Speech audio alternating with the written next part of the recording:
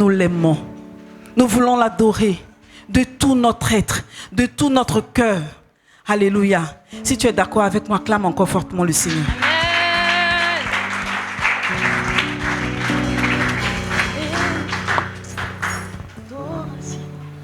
Alléluia. Adoration à Jésus. Il mérite l'adoration. Est-ce qu'on peut acclamer le Seigneur qui mérite notre adoration ce matin? Alléluia.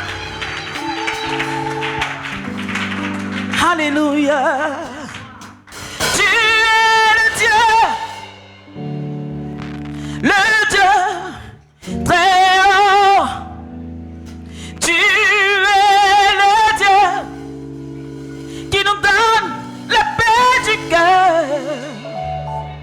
Ce que tu as fait pour moi, oh, est si grand qu'il mérite l'adoration.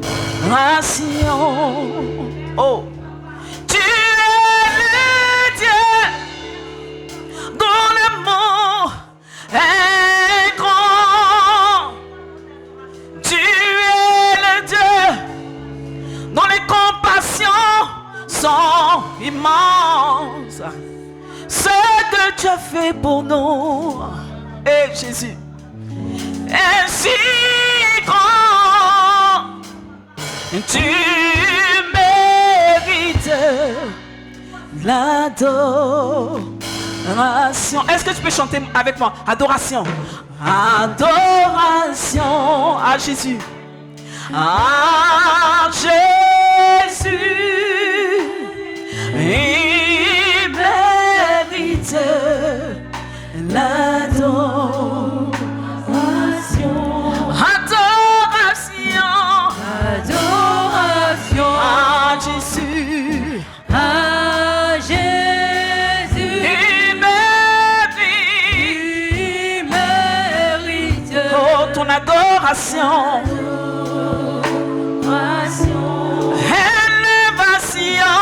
Élévation. Seigneur, nous voulons t'élever. Nous voulons te magnifier. Nous voulons dire que tu es bon. Tu es bon, tu es merveilleux. Alléluia. Oh, l'élévation. Acclamation. Acclamation. Est-ce que tu peux offrir une offrande d'acclamation à notre Dieu ce matin? Alléluia. Il mérite l'acclamation.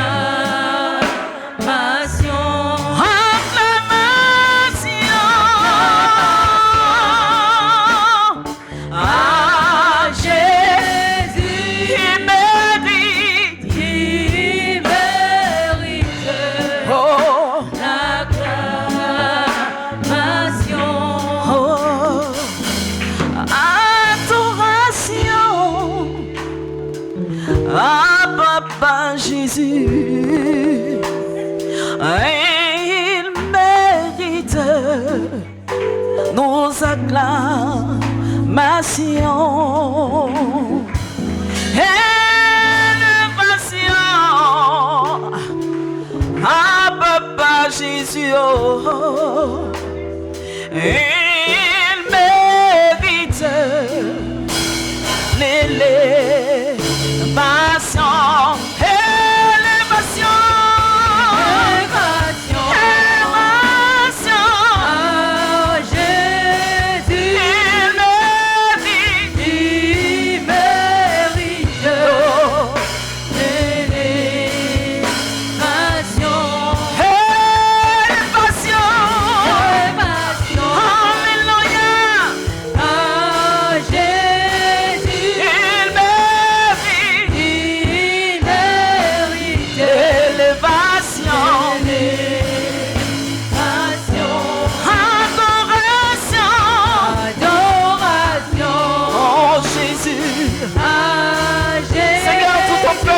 Ce matin, nous voulons t'adorer, t'élever, te magnifier, ciel ce matin.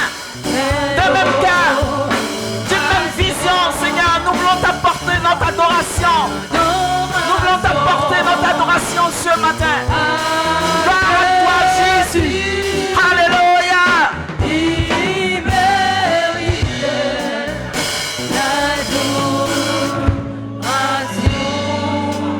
l'adoration. Alléluia. Est-ce que tu peux continuer d'adorer? Pousser encore ton adoration. Alléluia. La Bible dit que les anges louent le Seigneur. Les séraphins le proclament. Les chérubins l'adorent. Et nous ici à Grâce sur Grâce, nous l'adorons aussi. Voilà pourquoi nous voulons chanter Alléluia, Hosanna à celui-là même qui est ressuscité. Nous voulons lui donner une offrande d'acclamation ce matin. Nous voulons dire qu'il est bon. Nous voulons l'accueillir ce matin avec la joie, avec la paix dans le cœur. Alléluia. Les anges louent le Seigneur, les séraphins le proclament, les chérubins l'attendent, et moi je veux le louer. Les anges louent le Seigneur, les séraphins l'attendent, les chérubins le louent. Ici à Grâce sur Grâce, nous l'adorons. Alléluia. Alléluia, Hosanna. Alléluia. Alléluia, Hosanna. Alléluia. Alléluia, Hosanna. Alléluia. Alléluia, Hosanna.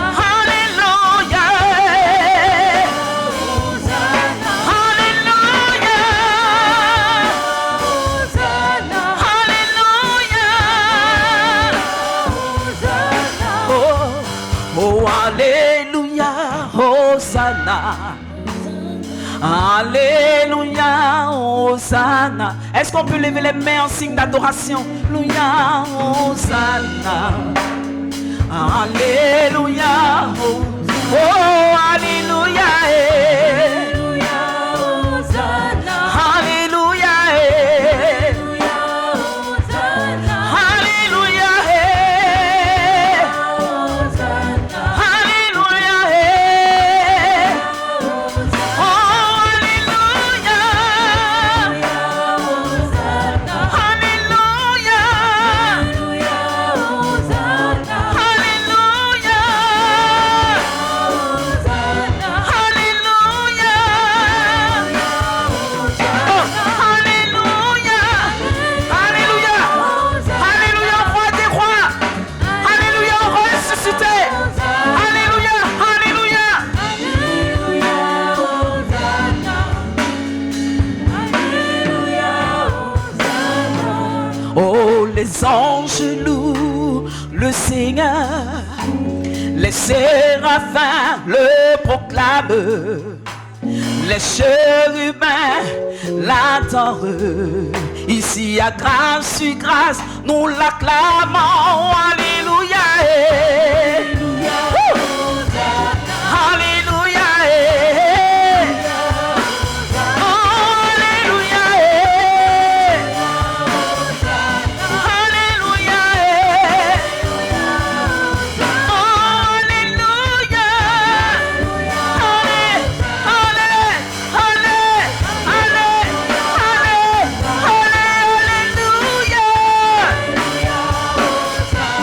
alléluia.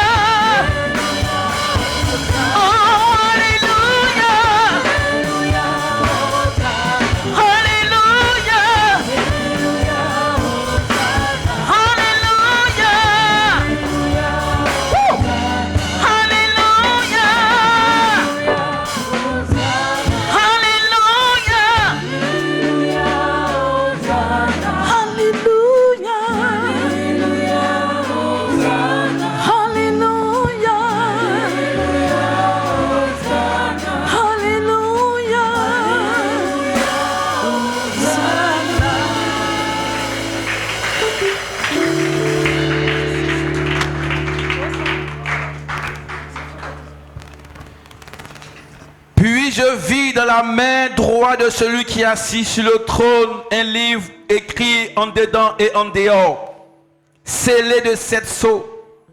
Et j'ai vu un ange puissant qui criait d'une voix forte, qui est digne d'ouvrir le livre et d'en remplir les sceaux. Et personne dans le ciel, ni sur la terre, ni sous la terre, ne peut ouvrir le livre, ni le regarder. Et je pleurais beaucoup de ce que personne ne fut trouvé digne d'ouvrir le livre, ni de le regarder. Et l'un des vieillards me dit, ne pleure point, voici le lion de la tribu de Juda. Le rejeton de David a vaincu pour ouvrir le livre et d'en remplir 7 sceaux. Et je vis au milieu du trône et des 4 vivants et au milieu des vieillards un agneau qui était comme immolé. Il avait 7 cornes et 7 yeux, et sont les 7 esprits de Dieu envoyés par toute la terre. Il vint, il prit le livre de la main droite de celui qui était assis sur le trône. Et quand il eut pris le livre, les 4 êtres vivants et les 24 veillards se prosternaient devant l'agneau, tenant chacun une harpe et des coupes d'or remplies de parfums qui sont les prières des saints. Ils chantaient un cantique nouveau en disant, tu es digne de prendre le livre et d'en ouvrir les sceaux, car tu as été immolé, tu as racheté pour Dieu par ton sang les hommes de toute tribu, de toute langue, de tout peuple, de toute nation. Tu as fait d'eux un royaume de sacrificateurs pour notre Dieu, et ils régneront sur la terre. Je regardais et j'entendis la voix de beaucoup d'anges autour du trône, des êtres vivants et des vieillards. Et leur trône était des myriades et des myriades, des milliers et des milliers. Ils disaient d'une voix forte, l'agneau a été immolé, est digne de recevoir la puissance, la richesse, la sagesse, la force, l'honneur, la gloire, la louange, et toutes les créatures qui sont dans le ciel et sur la terre et sous la terre et sur la mer, et tout ce qui se trouve. Je les ai entendus qui disaient à celui qui est assis sur le trône et à l'agneau, soit la gloire, l'honneur, la magnificence, la force au siècle des siècles. Alléluia. Est-ce que tu peux acclamer l'agneau qui a vaincu, qui a ouvert le livre et qui a rompu les sceaux? Merci Seigneur. Tu es digne. Tu es digne de recevoir l'honneur. Tu es digne de recevoir la louange. Tu es digne d'être levé, papa. Tu es digne d'être loué. Tu es digne d'être élevé. Tu es digne d'être magnifié. Tu es digne, papa. Nul ne peut se comparer à toi. Nul ne peut s'égaler à toi. Toi qui règnes à jamais. Toi qui vis à jamais. Toi qui as pris le livre. Qui a décelé les 7 sceaux. Seigneur, la vie déclare qu'il n'y avait personne qui était trouvé digne d'ouvrir le livre et d'en remplir les sceaux. Mais toi seul as été trouvé digne d'ouvrir le livre et d'en remplir les sceaux. Tu es digne de recevoir la puissance. Tu es digne de recevoir la louange. Tu es digne de recevoir la magnificence. Tu as reçu le nom au-dessus de tout nom, afin que tout se nous fléchisse dans les cieux, sur la terre, sous la terre, et toute la confesse que tu es Seigneur. Merci papa. Sois élevé à jamais. Sois élevé à jamais. Sois élevé à jamais. Sois loué à jamais. Merci Seigneur. Toi qui règnes à jamais. Que ton nom soit béni. Que ton nom soit loué. Que ton nom soit exalté. Merci Seigneur. Oh, que ton nom soit élevé à jamais. Que ton nom soit béni à jamais. Toi qui vis et qui règne à jamais. Merci Seigneur. Sois loué. Merci Seigneur. Sois béni papa. Sois élevé à jamais. Merci Seigneur. Merci Père. Merci Seigneur. Merci Seigneur. Merci papa. Alléluia. Alléluia. Est-ce qu'on peut acclamer celui qui est assis sur le trône? Est-ce qu'on peut acclamer l'agneau immolé, celui qui a ouvert le livre, celui qui est digne de recevoir la gloire, celui qui a reçu le nom au-dessus de tout nom. La Bible dit que c'est le nom qui a été donné parmi les hommes en qui nous devons avoir la vie. Un seul nom est au-dessus de tout nom. Le nom de Jésus est au-dessus de la maladie. Le nom de Jésus est au-dessus des sorciers. Le nom de Jésus est au-dessus de la mort. Le nom de Jésus est au-dessus des tribulations. Le nom de Jésus est au-dessus de toute autorité. Merci Seigneur. Sois béni. Que l'honneur et la gloire te reviennent au nom de Jésus. Amen. Alléluia. Amen. Merci Seigneur. Oui, tu peux te rasseoir. Merci Seigneur.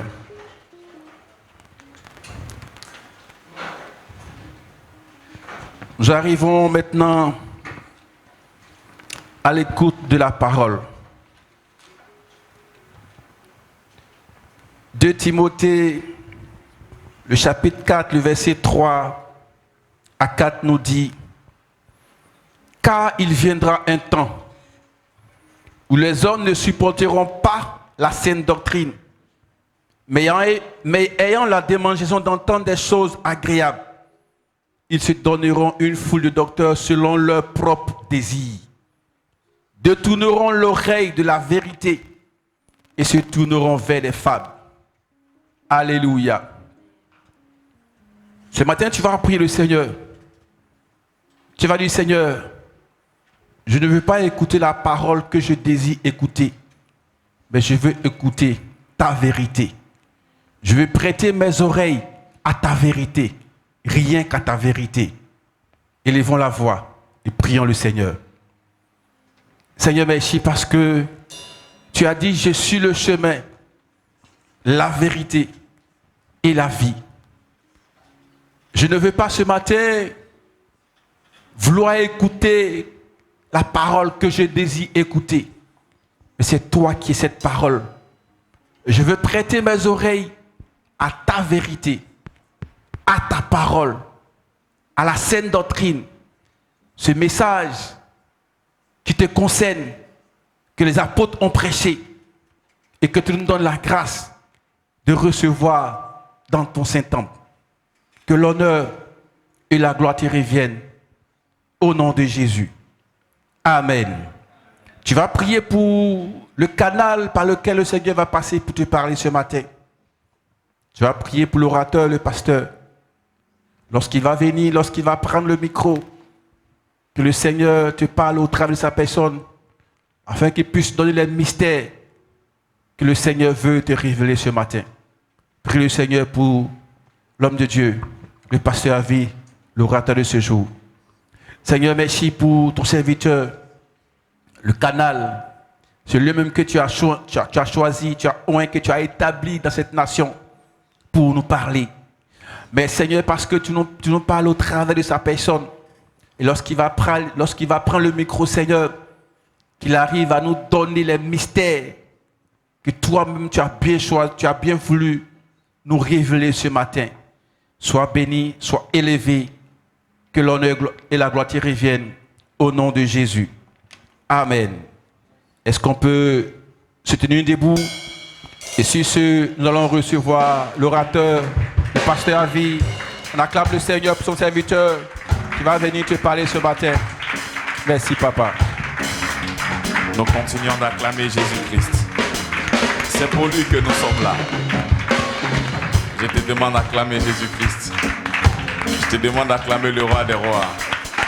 Tu peux faire mieux que ça, hein? Je sais que tu peux faire mieux que ça. On va continuer encore à acclamer Jésus-Christ. Fais monter le mercure. Nous allons continuer encore à acclamer Jésus-Christ. Bien-aimé, le Seigneur n'est pas l'auteur de ce qui t'arrive. Non, non, non. Ce sont tes propres choix. Nous sommes là pour l'adorer. Acclame Jésus-Christ. Acclame le roi des rois. Il dit que si tu n'acclames pas, il va susciter des pierres. Mais à grâce et grâce, il va trouver des gens qui vont l'acclamer. Acclame Jésus-Christ. Acclame ton Seigneur. Acclame ton Sauveur. Acclame ton Rédempteur. Acclame le moyen par lequel tu es sanctifié. Acclame. Jésus, le roi des rois. Alors, nous allons ensemble chanter. Chanter pour lui. Nous allons chanter pour lui. Il faut aimer chanter pour ton Seigneur. Chante.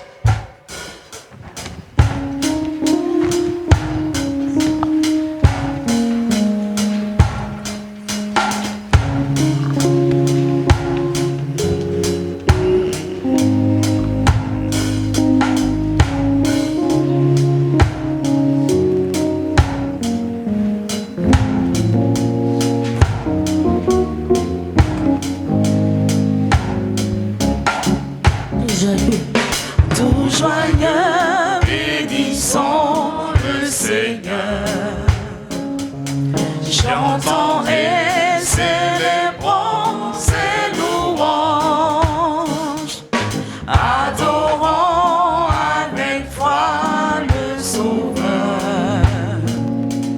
Nous joignons au céleste phalange.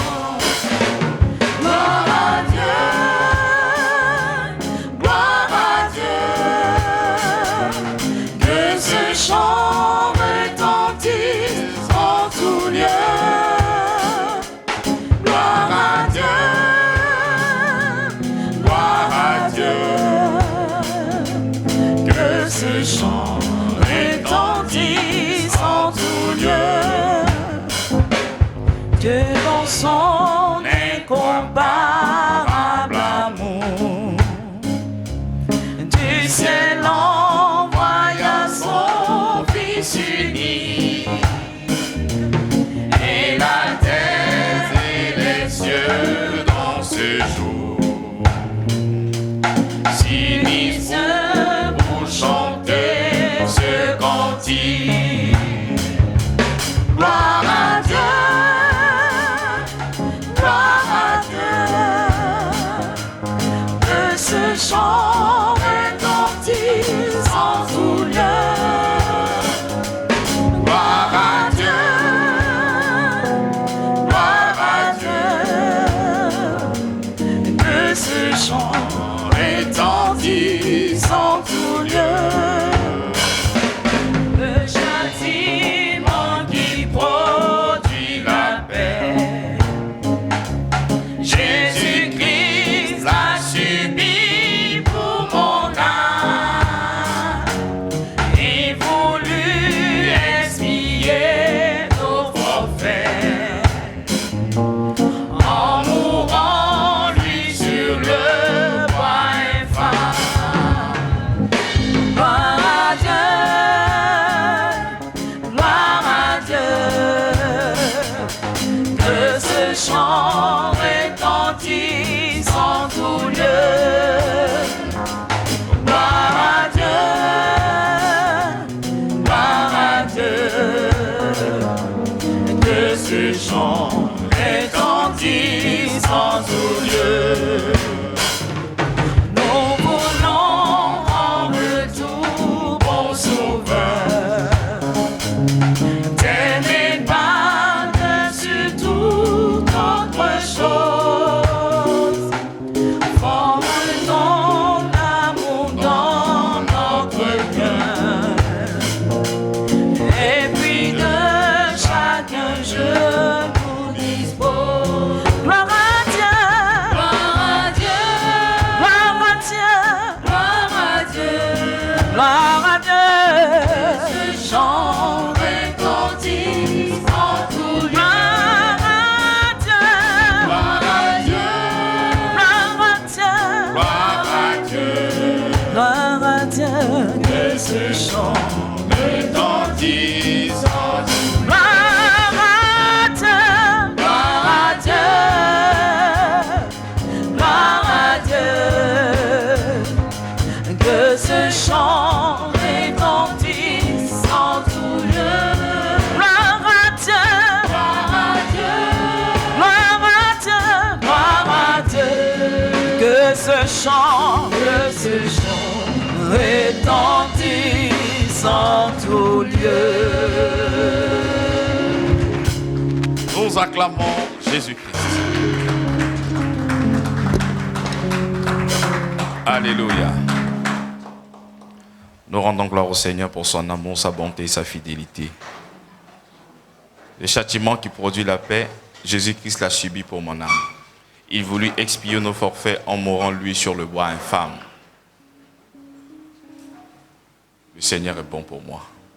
Et il est aussi bon pour toi. Il a tout pris pour toi à la croix de Golgotha. Tout pris.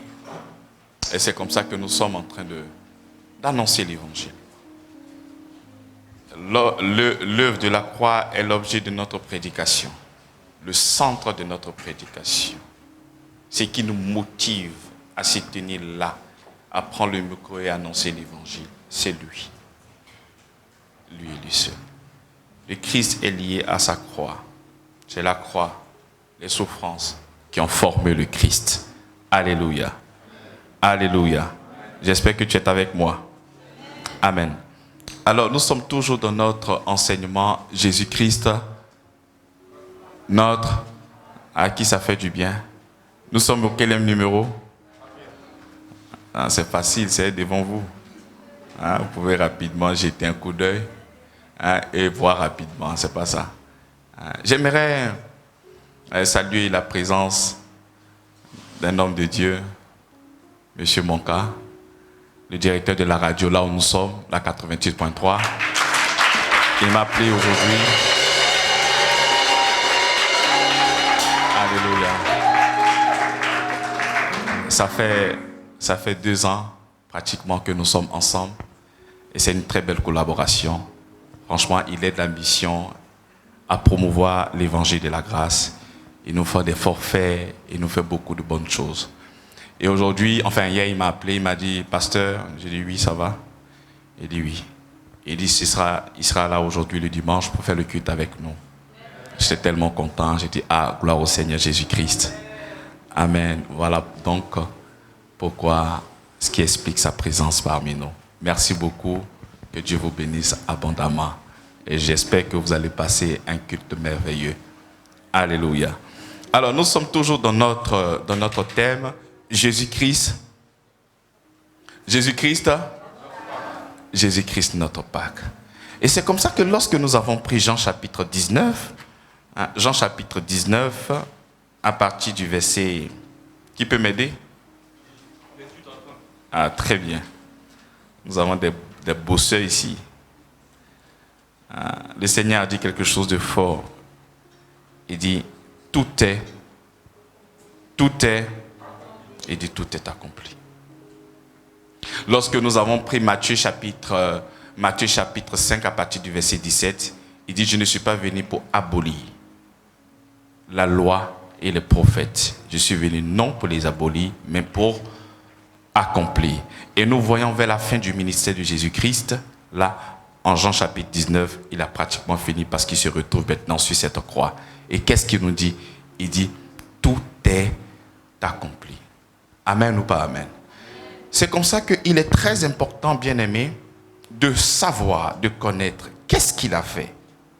Lorsqu'il dit que tout est accompli, nous avons besoin de savoir, mais qu'est-ce qu'il a? Est-ce que vous êtes là? Lorsqu'il dit que tout est accompli, nous avons besoin de savoir, mais pourquoi il est dit? Parce qu'il se retrouve là, à la fin de son ministère terrestre. Et voici les dernières paroles qui sortent de sa bouche. Il dit, tout est accompli. Mais nous devons, au nom de la foi, connaître et savoir pourquoi il dit que tout est accompli. Parce que, bien aimé, si tu n'es pas informé, si tu ne sais pas, lorsqu'il dit tout est accompli, mais tu vas te retrouver là en essayant d'accomplir ce que lui, il a déjà fait pour toi. Tu t'imagines? Il a fait un travail. Et parce que toi, tu n'es pas informé, tu vas essayer d'accomplir ce que lui, il a déjà fait. C'est jeter de l'opprobre sur son œuvre. Ce n'est pas considérer son œuvre. C'est disqualifier son œuvre. Donc, si tu ne t'informes pas, c'est comme ça que tu risques de courir ça et là en fait d'obtenir ce qui est déjà accompli pour toi. Tu sais, le diable n'a jamais changé. Je le dis, je le répète encore aujourd'hui. Son patrimoine, c'est le mensonge. C'est tout ce qui lui reste. Tout compte fait, lorsqu'on était dans le jardin d'Éden, avec tout ce qu'il avait comme pouvoir, il n'y avait seulement que 2 personnes devant lui. Mais le pouvoir qu'il avait était inférieur. Parce que si c'était supérieur, il aurait le pouvoir sur Adam et Ève. Tu es d'accord avec moi, oui ou non? Il pouvait les obliger à manger l'arbre de la connaissance du bien et du mal. Mais il n'a pas pu. De la même manière qu'aujourd'hui, on arrive à voir des personnes qui sont envoûtées, et même quand elles n'ont pas envie de faire certaines choses, l'esprit conduit ces personnes à forcément faire, parce que ces personnes sont esclaves. Donc s'il était aussi fort, il n'allait pas passer par la ruse pour avoir Adam et Ève. Parce que quand tu es fort, tu ne passes pas par la ruse. Tu obliges, tu contrains, parce que tu es fort. Donc déjà, nous voyons que c'est un grand menteur. C'est la ruse. Et qu'est-ce qu'il va dire? Il dit que si tu manges, tu deviendras Dieu. Alors qu'ils étaient Dieu sur la terre. Donc la spécialité du diable, c'est de te faire croire que tu dois faire des choses afin de devenir, alors que tu es déjà cette chose-là. Donc il vient toujours créer le manque. Il vient toujours créer des points d'interrogation. Il va venir prendre des phrases affirmatives de Dieu pour les transformer en points d'interrogation. Pour créer le doute dans ton esprit. Il n'a jamais changé. C'est comme ça que si tu n'es pas informé de ce que Jésus-Christ a fait, mais il va te demander de faire ça afin d'obtenir ça. Alors que Christ l'a déjà fait pour toi. Et lorsque tu n'es pas informé, tu vas te mettre dans ce système-là en train de pratiquer pour obtenir des choses que Christ a déjà obtenues pour toi. Et c'est comme ça qu'il a l'aise. Pourquoi? Parce qu'il est arrivé à te désaxer, à te désorienter. Au lieu que tu aies ton regard fixé sur le Seigneur Jésus-Christ, il a facilement enlevé ton regard sur le Christ et il te met au centre de ta vie. C'est toi qui dois le faire. C'est toi qui feras ça. Il faut tout accomplir. Il faut payer le prix. Il faut faire ça. Il faut pratiquer ça. Afin d'obtenir. Non. Mais comment est-ce qu'il va voir Jésus? Si tu es vraiment le Fils de Dieu. Mais je ne suis pas fils de mon Père parce que je fais. Je suis fils de mon Père parce que je suis né de lui. Donc le fait qu'il vienne lui dire, voici des choses que tu dois faire, c'est déjà un mensonge du diable. Amen ou pas amen? C'est comme ça que quand la Bible nous dit, par exemple, que tout est accompli, nous avons mis en relief la loi et les prophètes. Amen ou pas amen? Nous allons prendre Hébreux chapitre 9 à partir du verset 22. Il dit, et presque tout, d'après la loi, est purifié avec le sang, et sans effusion de sang, il n'y a point de pardon. Je pense que ce verset, il y a beaucoup de personnes qui le connaissent. Beaucoup. Je pense que tous ceux qui ont déjà peut-être lu la Bible ont déjà lu ça, connaissent ce verset-là. Est-ce qu'il y a quelqu'un ici qui n'a jamais entendu ça? Tout le monde a déjà entendu ce verset. Et presque tout, d'après la loi, est purifié avec le sang. Et sans effusion du sang, il n'y a point de... Mais je ne peux pas voir ce genre de texte et vouloir obtenir le pardon de Dieu sans le sang. Mais le texte est clair. Il dit sans effusion de sang, il y a quoi? Il n'y a point de pardon de péché. Mais si nous devons aller avec un français assez modeste, sans qu'il n'y ait de sang versé, il ne peut pas avoir de quoi? Mais comment est-ce que tu peux voir ce genre de texte et puis espérer avoir un pardon en dehors du sang? Cela veut dire quoi? Je ne peux pas avoir le pardon de Dieu sans toutefois qu'il y ait un sang. Est-ce que c'est ce que la Bible dit vraiment? C'est ce que la Bible dit. Mais comment nous arrivons à trouver dans cette génération des gens qui prennent le bavardage pour un pardon de péché? Le fait de pouvoir parler pour obtenir le pardon des péchés. Le pardon des péchés, ce n'est pas du verbalisme. Le pardon des péchés, ce n'est pas du bavardage. Le pardon des péchés, ce n'est pas le fait de confesser. Le pardon des péchés, ce n'est pas le fait de tchatcher. Ce n'est pas le fait de raconter beaucoup de choses. Parce qu'il dit que sans qu'il y ait le sang, est-ce qu'il peut y avoir pardon des péchés? Vous êtes là? Le péché est tellement mauvais. Le péché est tellement affreux. Le péché est tellement abominable que le Seigneur ne peut pas le traiter ainsi. Seulement s'arrêter là. Seigneur, j'ai péché et puis voilà, il te pardonne. Ça ne se passe pas ainsi. C'est ce que la Bible dit. Tu es d'accord ou tu n'es pas d'accord? Sans effusion de sang, il n'y a point de pardon. Pourquoi? Pour le péché. Donc je ne peux pas venir comme ça à obtenir le pardon de Dieu sans toutefois qu'il y ait un sang qui soit versé. C'est impossible. Et la première personne à respecter ce principe, c'est Dieu lui-même. Parce que lorsque nous étions dans le jardin d'Éden et que Adam et Ève ont péché, ils ont fait des feuilles de figues afin de pouvoir couvrir leur nudité. Amen. Lorsque le Seigneur vient, il disqualifie les feuilles de figue, il va tuer un animal. Il a versé le sang. Mais le sang qui a été versé n'est pas le sang, n'est pas un sang pur, c'est le sang des taureaux et le sang des boucs. Donc ce sang des taureaux et le sang des boucs n'avaient pas la capacité de pouvoir ôter, ils ne pouvaient que couvrir. Donc le Seigneur savait très bien, de parce qu'ils ont péché, il fallait que le sang... Est-ce que vous êtes là? Il fallait que le sang... Il faut que le sang coule, bien-aimé. Parce que le Seigneur nous dit par exemple que celui qui pêche meurt. Mais c'est ce qu'il a établi. C'est sa justice qui est là. Il ne peut pas se contredire lui-même. Il ne peut pas faire une dérogation. Il ne peut pas dire que comme c'est toi là, non, ça ne fait rien. Ça n'existe pas. Il faut qu'il y ait la mort. Dans le sang, il y a la vie. Prenons Lévitique chapitre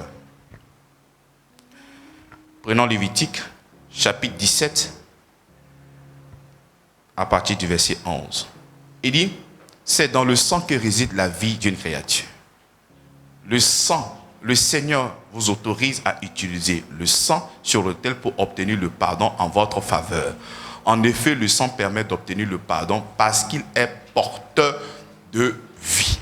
Donc le Seigneur lui-même, Adam et Ève ont péché. Ils ne peuvent plus se tenir dans la présence de Dieu. Qu'est-ce qu'ils font? Ils vont faire des feuilles de figue afin de pouvoir couvrir leur nudité.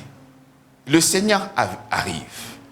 Il fait un sacrifice et il fait des vêtements en peau pour eux. Autrefois, sans connaître hébreu, on pouvait imaginer dans nos esprits que le péché de ces personnes a été pardonné.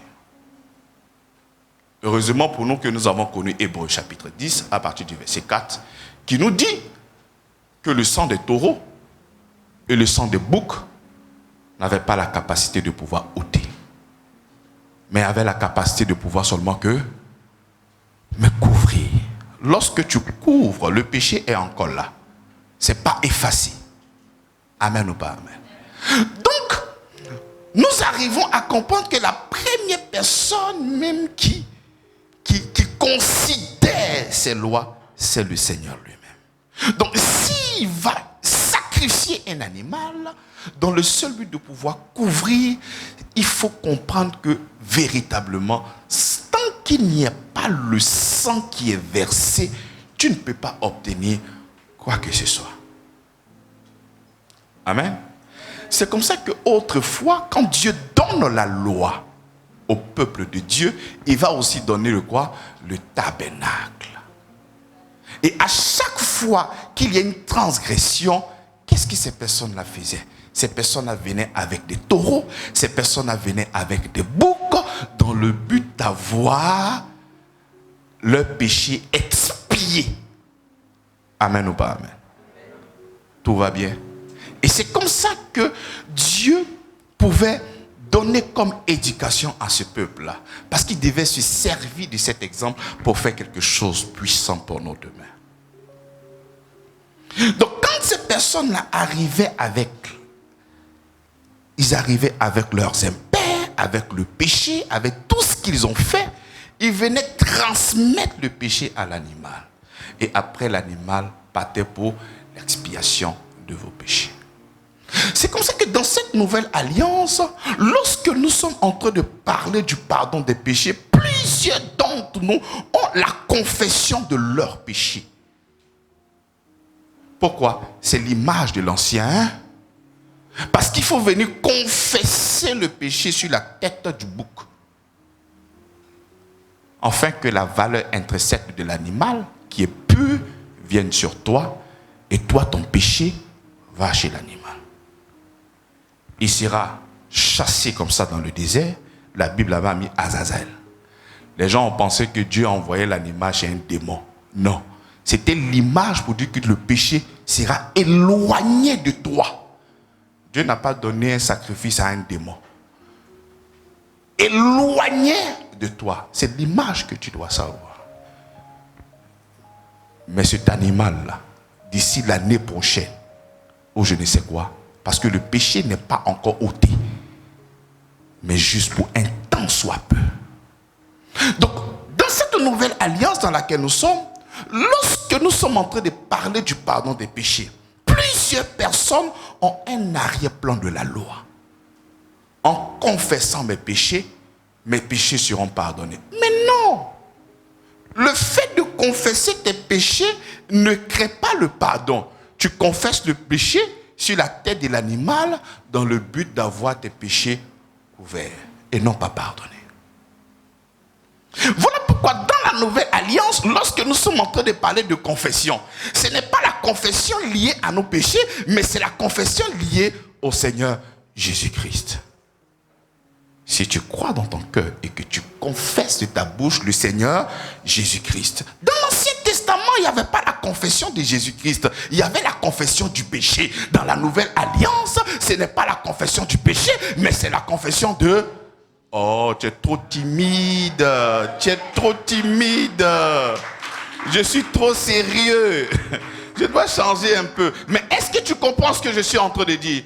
Tout est une question d'alliance. Et là où tu te trouves, dans l'Ancien Testament, on n'a pas Jésus. Il faut confesser ton péché sur la tête de l'animal. Dans la Nouvelle Alliance, nous n'avons pas la conscience du péché, mais nous avons la conscience du remède du péché. Et quel est le remède du péché? C'est Jésus-Christ. Donc au lieu de venir confesser le problème, oh là là, je suis en train de confesser maintenant la solution. Pourquoi veux-tu que je confesse le péché? Il est déjà au courant. Je ne suis pas en train de l'informer, mais je dois informer à mon âme, je dois informer à mon esprit, et je dois informer à mon corps qu'il y a une personne qui est venue régler ce problème-là. Et cette personne s'appelle Jésus-Christ. Donc, la conscience de Christ n'est pas la conscience du péché. La loi, elle était imparfaite. Pourquoi? Parce que la loi maintenait la conscience du péché. Romains chapitre 3, le verset 19. Car nul ne sera justifié devant lui par les yeux de la loi, puisque c'est par la loi que vient la connaissance du...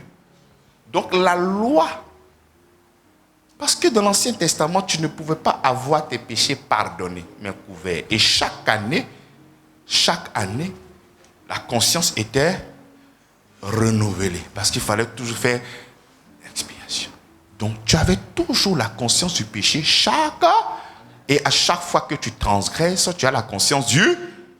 Mais aujourd'hui, nous n'avons pas la conscience du péché.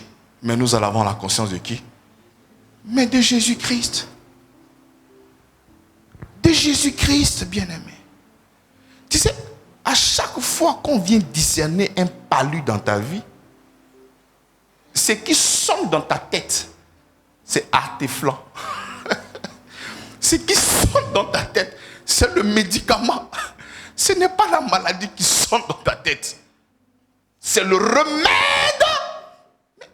servez-vous de tout ce qui est naturel, afin de comprendre les vérités spirituelles. Dès qu'on dit que tu as le palu, ça dit que tu ne vas même pas voir un docteur. Toi-même, tu es devenu docteur. Oui. Pharmacien, oui. Non, mon Mais qui t'a donné? Non, moi-même. Je sais ce qu'il faut. Parce que tu as la connaissance, Dieu. Et nous, dans cette alliance, le remède, c'est qui? Pourquoi on te ramène devant un monsieur qu'on appelle cul d'âme? Il faut venir réciter tout ce que tu as fait comme péché. C'est pas vrai. Les gens ne m'aiment pas à cause des vérités que je donne. Mais cette pratique-là vient d'où? La Bible dit sans effusion de sang, il n'y a point de pardon pour le péché. On n'a pas dit sang, cure d'âme. Ça, c'est un psychologue qui a fait rentrer ça au Congo. Ça n'existe pas dans la Bible. Il n'y a pas de pratique comme ça qui existe. Mais c'est avec qui l'apôtre Paul a fait sa cure d'âme? Ah non, j'ai tué. Vous voyez, ce ne sont pas des choses qui viennent de la parole du Seigneur. Ce n'est pas entrer dans une petite cabane qu'on appelle le confessionnal qui va te donner le pardon des péchés. Ça n'existe pas. La Bible dit, sans effusion de sang, il n'y a point de pardon pour le péché. Est-ce que tout va bien? Prenons Genèse chapitre 2, le verset 17. La Bible dit, mais tu ne mangeras pas de l'arbre de la connaissance du bien et du mal. Et le jour que tu mangeras, tu quoi? Tu mourras. Ça, c'est ce que le Seigneur a dit. Il dit, le jour que tu mangeras, tu vas faire quoi? Non, bon, ça fait rien. C'est vrai que j'ai dit que tu mourras, mais bon, ça fait rien. Bon, on laisse ça comme ça, il ne faut plus refaire. Hein. Si le Seigneur fait comme ça veut dire que lui-même là, le péché là, lui-même là, il aime ça. C'est pour ça que lorsque nous sommes en train de parler de ta justice, lorsque nous sommes en train de parler que tes péchés te sont pardonnés, il ne faudrait pas croire dans ta tête ou dans ton esprit que Dieu était sur son trône, il a dit, bon d'accord, vous êtes pardonnés. C'est faux. Non. Il faudrait qu'il y ait la mort. Non, je viens, très bien, l'infusion de sang, parce que dans le sang, il y a la vie. C'est très bien. Mais il dit qu'il faut quoi? Il faut mourir. Parce que quand tu vas sacrifier, soit le taureau, qu'est-ce qu'il fait? Mais dans le taureau, il n'y a pas la vie. Non. Le sang des taureaux, des boucs. Prenons Hébreux chapitre 10, le verset 4. Prenons Hébreux 10, 4. La Bible dit, car il est impossible que le sang des taureaux et des boucs ôte les péchés. Donc le sang des boucs et le sang des taureaux sont disqualifiés. Pourquoi? Disqualifiés pourquoi? Pour le pardon de tes péchés. Disqualifiés. Ils ne peuvent pas. Quand tu continues, dit c'est pourquoi Christ entrant dans le monde dit, tu n'as voulu ni sacrifice ni offrande, mais tu m'as formé un corps. Tu n'as agréé ni holocauste ni sacrifice pour le péché. Voici une vérité que tu dois garder dans ton cœur. Il dit, tu n'as voulu ni sacrifice ni offrande, ni holocauste. Mais comment est-ce que les gens te demandent de venir encore faire des sacrifices pour que Dieu puisse te pardonner? Alors il dit qu'il n'a jamais agréé ça. Comment est-ce que tu arrives encore dans cette génération pour que tu puisses obtenir quelque chose, on te demande de venir faire toi un sacrifice. On te demande de venir poser des actions prophétiques. La Bible déclare qu'il n'a jamais agréé ça. La seule chose qu'il a agréé, il dit, tu m'as formé un corps pour faire au Père ta volonté. Ce que Dieu a agréé, c'est l'offrande de Christ. C'est pas toi ton offrande ouya ouya. C'est pas ça. C'est l'offrande. Et comment est-ce que tu es là avec toute cette révélation? On arrive encore à t'emballer que toi tu dois faire un sacrifice, toi tu dois faire une offrande, toi tu dois faire ça pour que tu puisses touche le cœur de Dieu. Touche le cœur de Dieu. Mais comment est-ce que tu peux toucher le cœur de Dieu avec ça? Alors qu'il te dit qu'il n'a agréé ni sacrifice, ni offrande, ni holocauste. Voilà pourquoi tu m'as formé un corps. Et la volonté de Dieu, c'est le sacrifice de Christ. Parce que la somme de tous tes problèmes est liée au péché. Et il faudrait que nous puissions régler le problème du péché. Mais nous le réglons comment? Il y a forcément mort. Voilà pourquoi ceux qui pensent que Dieu joue avec le péché, Dieu blague avec le péché. Non, Dieu ne peut jamais blaguer avec le péché. C'est quelque chose qui est tellement affreux qu'on ne peut pas blaguer avec ça. Raison pour laquelle il fallait que lui-même il vienne mourir pour toi. Il faudrait que quelqu'un meure. Et qui va mourir? Qui va mourir? Aucun être a cette capacité de pouvoir faire le sacrifice des péchés. Parce qu'en nous, il n'y avait pas la vie. C'était la mort qui était en nous. Mais qui a dans son sang la vie et l'éternité? Si ce n'est que Dieu lui-même. Si ce n'est que Dieu lui-même. C'est comme ça que lui-même, qu'est-ce qu'il va faire? Il dit, c'est pourquoi Christ entrant dans le monde dit, tu n'as voulu ni sacrifice ni offrande, mais tu m'as formé un corps. Tu n'as agréé ni holocauste ni sacrifice pour le péché. Alors je dis, voici, je viens dans le rouleau de livre, il est question de moi pour faire, ô Dieu, ta volonté. Tu n'as voulu et tu n'as agréé ni sacrifice, ni offrande, ni holocauste, ni sacrifice pour le péché.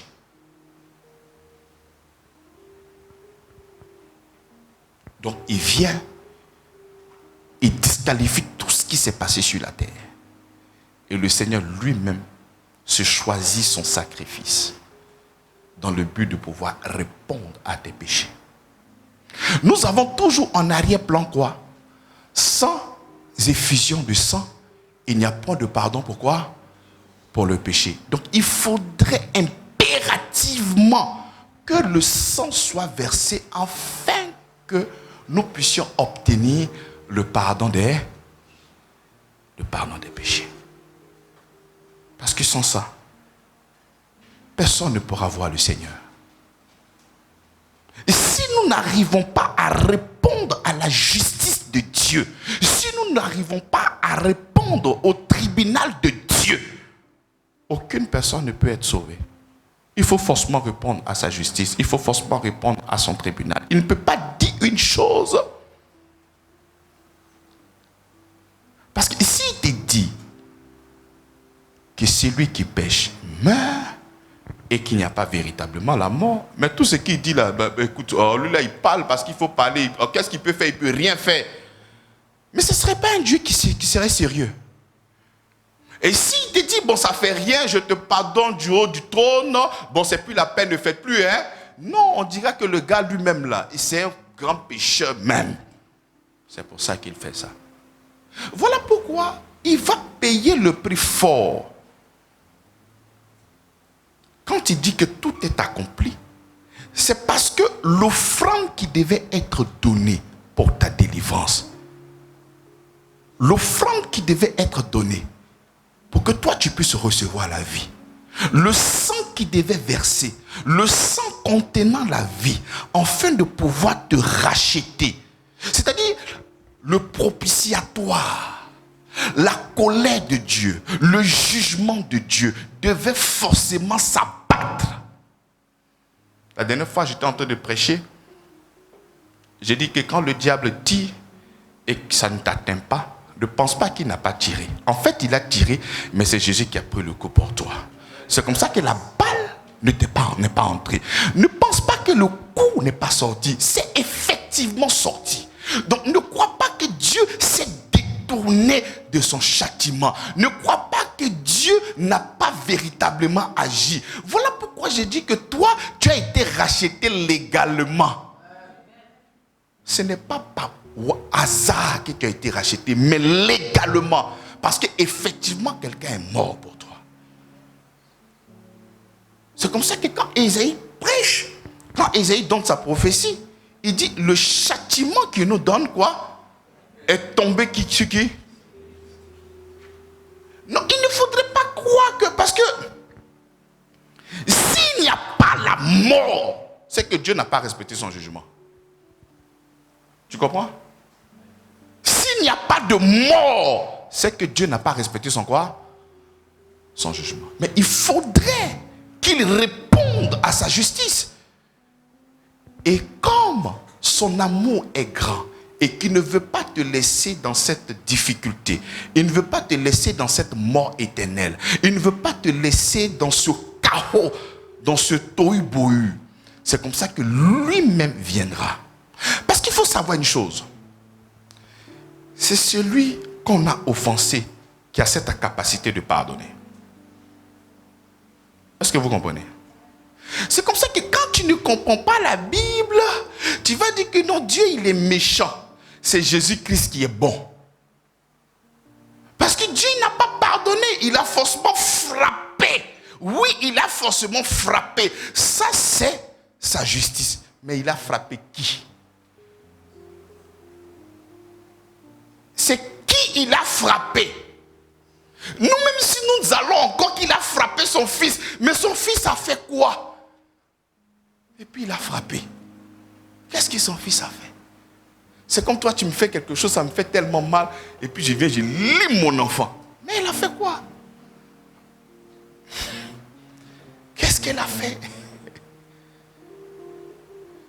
faut comprendre ce principe-là. S'il y a pardon de péché, c'est que c'est lui qu'on a offensé. Il accepte de perdre sans toutefois donner le coup. Si tu viens, tu me gifles, on ne pourra que parler de pardon si je ne te gifle pas en retour. Amen ou pas amen? Mais si tu me gifles, que je trouve un défouloir, est-ce que j'ai véritablement pardonné? Si tu me fais du mal, que je viens limer une autre personne pour me venger, mais est-ce que j'ai véritablement pardonné? Il faudrait que si lui qui pardonne accepte l'offense, accepte de tout perdre. Je te prends un cas simple. Je te prête peut-être 100 000 francs. Depuis tu ne me donnes pas, tu dis un mois, ça fait 1 an. Et je vais prendre l'argent de quelqu'un d'autre pour pouvoir compenser mon argent. Est-ce qu'il est pardonné? Hein? Est-ce qu'il est pardonné? C'est à quel moment on peut dire que j'ai pardonné? Si je décide de perdre effectivement mon argent sans toutefois prendre. C'est comme ça que si Jésus-Christ n'est pas Dieu, il est incapable de prendre le péché. Oh, les gens ne comprennent pas tout ça. Parce que ce n'est pas lui qu'on a offensé. C'est ton père qu'on a. Est-ce que vous comprenez? C'est compliqué cette histoire-là. La grâce. Hier, le Seigneur m'a fait grâce. Il y a le bishop Koti qui m'a appelé. Il dit qu'il aura une conférence. Il aura sûrement que des pasteurs que je dois venir prêcher. Donc je lui ai envoyé mon affiche. Je pense qu'ils sont en train de faire ça. Ça sera sûrement cette semaine-là. Et nous allons passer un bon temps avec eux. Amen ou pas amen? Donc si Jésus n'est pas Dieu, est-ce que c'est Jésus qu'on a offensé? C'est qui on a offensé? Donc c'est qui doit pardonner? C'est qui doit porter le coup? Est-ce que c'est Jésus qui doit porter le coup? Donc si Christ n'est pas Dieu, il est incapable de porter nos péchés. Il est incapable. Donc même quand on te fait comprendre que Dieu a envoyé son fils, c'est à cause de cette nature dont il se révèle qui prend la position de fils. Sinon c'est le Dieu créateur qui est descendu pour ton salut. Il est venu spécialement. Tu sais, il y a des problèmes quand c'est sérieux, tu n'envoies pas des émissaires. Je descends moi-même parce qu'il s'agit de mon enfant. Il ne s'agit pas d'un ange. Il s'agit de quelqu'un qui est sorti de moi. Et j'ai besoin d'engager mon trône. J'ai besoin d'engager mon nom. J'ai besoin d'engager ma souveraineté. Il s'agit de ses enfants. Ce n'est pas un majordome. Ce n'est pas, c'est son enfant. Donc il se déplace. C'est comme ça que Timothée dit, le mystère de la piété est grand. Dieu manifesté en vue des hommes. Il est venu pour toi. Tout ça pour te montrer combien de fois le péché est répugnant, mauvais. Parce que si le péché n'était pas aussi mauvais, il n'allait pas engager tout ce trafic-là pour toi. Philippiens dit, il a renoncé à sa gloire céleste. Il s'est dilué. Il est devenu un homme dans le seul but d'avoir le sang.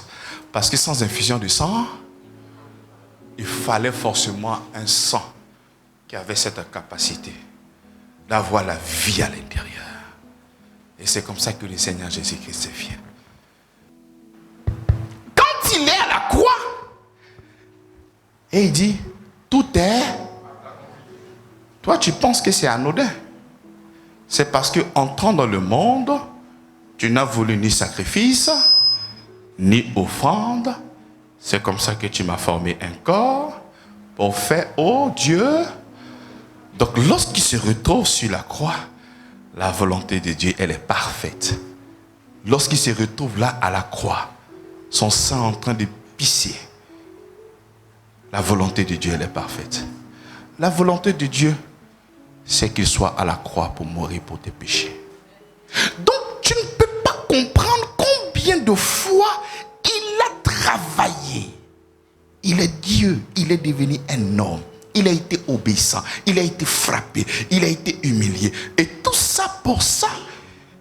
Et toi, tu es dans ce monde-là, lorsqu'il y a un problème, tu ne veux pas t'identifier à ce que Dieu a fait en Christ. Et toi, tu espères avoir le pardon de Dieu en dehors de Christ. Mais c'est une folie.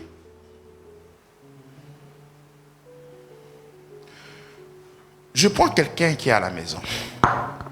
Il ne connaît pas Jésus. Il n'a jamais entendu parler de Jésus. Et il vient de faire une faute. Il dit, non, Dieu, vraiment, je reconnais que j'ai mal fait. Je te demande pardon. Il y a une personne qui s'appelle Corneille. Qui la connaît? Corneille faisait des offrandes. Il avait vraiment un cœur tellement bon. Parce qu'il voulait véritablement connaître le Seigneur. Avec tout ce qu'il a fait, Corneille n'avait pas le Saint-Esprit. Avec tout ce que Corneille pouvait faire, Corneille n'était pas appelé enfant de Dieu.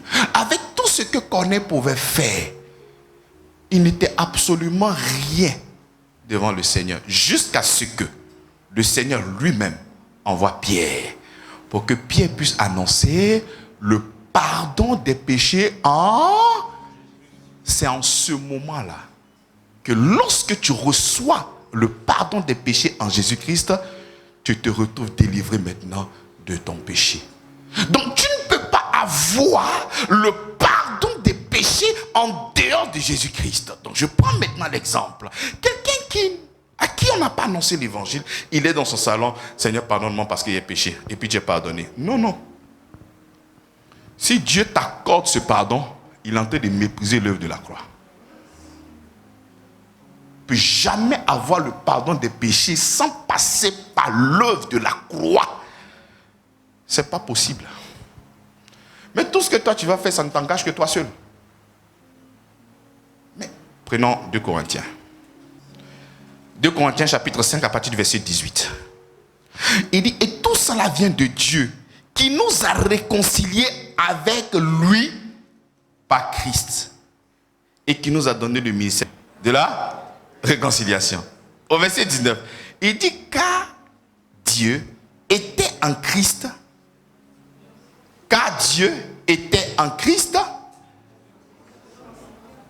réconciliant le monde avec qui? Avec lui-même. En n'imputant point aux hommes leurs offenses. Et il a mis en nous la parole de la... Mais comment est-ce que Dieu nous pardonne? Vous ne retenez pas, on dirait. que Dieu nous pardonne? En n'imputant point aux hommes. Mais c'est comme ça qu'il nous pardonne. Mais pourquoi? Quand il dit en n'imputant point aux hommes leurs offenses, ça ce sont les femmes seules qui peuvent comprendre ce verset-là. Les hommes ne peuvent pas comprendre. Moi c'est une grâce. C'est quand tu prends la carte Mighty de ton mari, tu tires les sacs, et puis lui reçoit les notes là-bas dans le téléphone. Donc tes péchés, ça tombe sur le Seigneur Jésus-Christ et toi tu es libre. Est-ce que vous comprenez? En n'imputant point. En fait, il y a le péché. Mais le péché là est comptabilisé sur le dos de Jésus-Christ. Toi, tu es assis, ton téléphone ne fait que crépiter. Message, moins 100 000, moins 400 000, moins 1 million. Mais qu'est-ce qui se passe? Il y a quelqu'un qui est en train de tirer les sacs, les lunettes, les bijoux et tout ce qui se passe. Donc en réalité, d'un point de vue de cette personne qui tire le sac, mais tout est facile. C'est vrai, mais va demander au cœur de ton mari. Sa peau souffre. C'est comme ça que lorsque nous sommes en train de parler de l'œuvre de la croix, d'un point de vue de grâce, c'est facile. Mais oui, mais de l'autre côté, ça n'a pas été facile pour le Seigneur. De Dieu qu'il est, il est devenu un homme. Être un homme, c'est en deçà de la divinité. C'est une honte. C'est une humiliation. C'est une disgrâce. Mais il a fait ça pour qui? Il a fait ça pour qui? Car Dieu était en Christ, réconciliant le monde avec lui-même, en n'imputant point aux hommes leur péché, leurs offenses. Et c'est ce rôle-là que Jésus-Christ, lorsqu'il était à la croix, quand il dit tout est accompli. Parce que depuis Genèse, prenons Romains chapitre 3, le verset 25.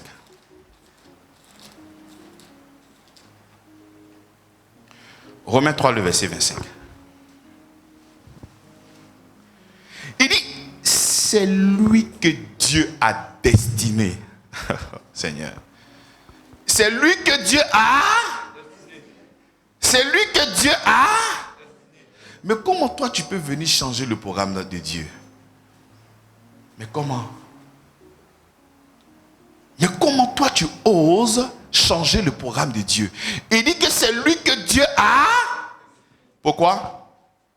C'est lui que Dieu a destiné par son sang à être pour ceux qui croiraient victime propitiatoire, afin de montrer sa justice parce qu'il avait laissé impunis les péchés commis auparavant, au temps de sa patience.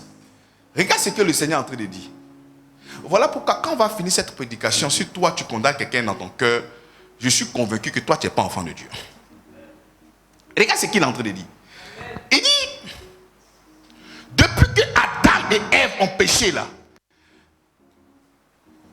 ils savaient que tous les taureaux, les boucs et tout ce que ces personnes-là faisaient n'avaient pas la capacité de pardonner le péché.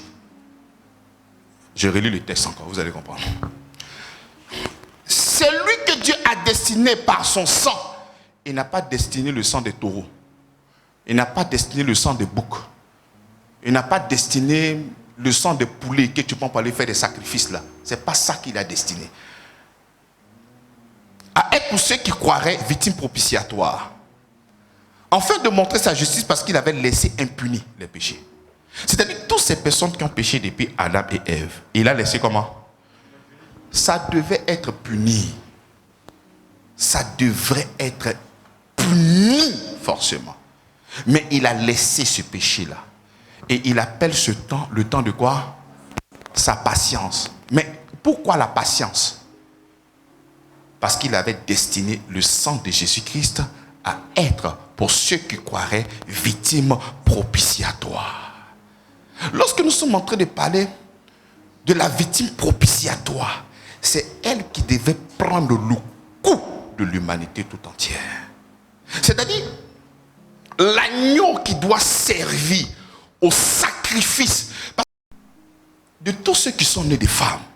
Il n'y en a pas un qui est plus grand que lui. Alors que Jean n'a fait aucun miracle. Mieux, Jean lui-même après, il a commencé à douter. allez voir si c'est vraiment celui qui appelle le Messie.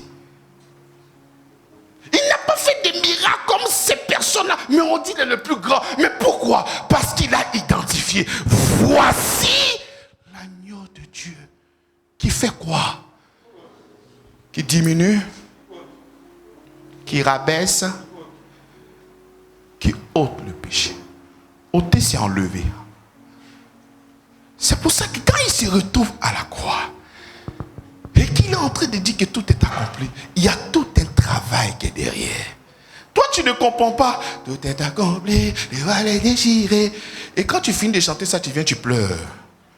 Si tu comprenais le travail qu'il avait fait pour toi et pour moi, jamais tu allais laisser une situation t'empêcher de prier, t'empêcher d'adorer.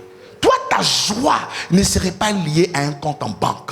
Ta joie ne serait pas liée à telle situation ou telle situation. Ta joie serait toujours liée à l'œuvre de la croix. Parce que quand tu regardes ce qu'il a fait et quand il dit que tout est accompli, mais il a fait un travail extraordinaire, puissant pour toi.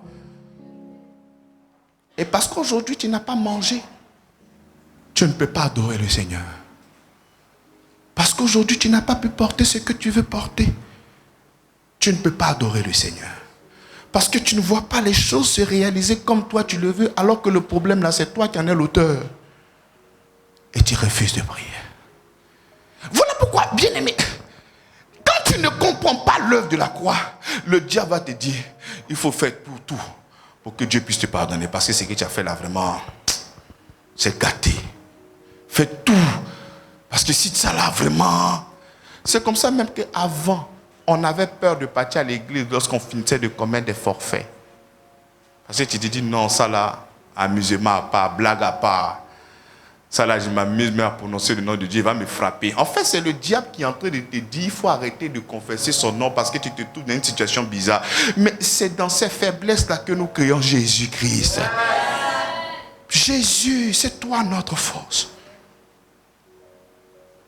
Mais comment est-ce que le diable vient te faire comprendre que quand tu es tombé, il ne faut pas prononcer son nom. Il faut attendre quand tu vas te relever d'abord et tu vas prononcer le nom de Jésus-Christ. Mais quel est donc ce mensonge? Mais qui a dit que Jésus-Christ est venu pour les bien portants? Jésus-Christ n'est pas venu pour les bien portants. Il est venu pour les malades. Mais c'est comme quelqu'un qui veut être docteur, il a peur du sang. C'est comme ça qu'il y a beaucoup de personnes qui meurent. Parce qu'ils sont arrivés à l'hôpital, parce qu'ils ont échoué dans la vie. Comme il y avait un petit circuit ici, rentré ici d'un docteur. Donc quand ils voient le sang, ça là c'est quoi ça? Ils vont tuer les gens. Tu n'aimes pas quelque chose, tu ne rentres pas là-dedans. Est-ce que vous comprenez bien, amis? Voilà pourquoi nous revenons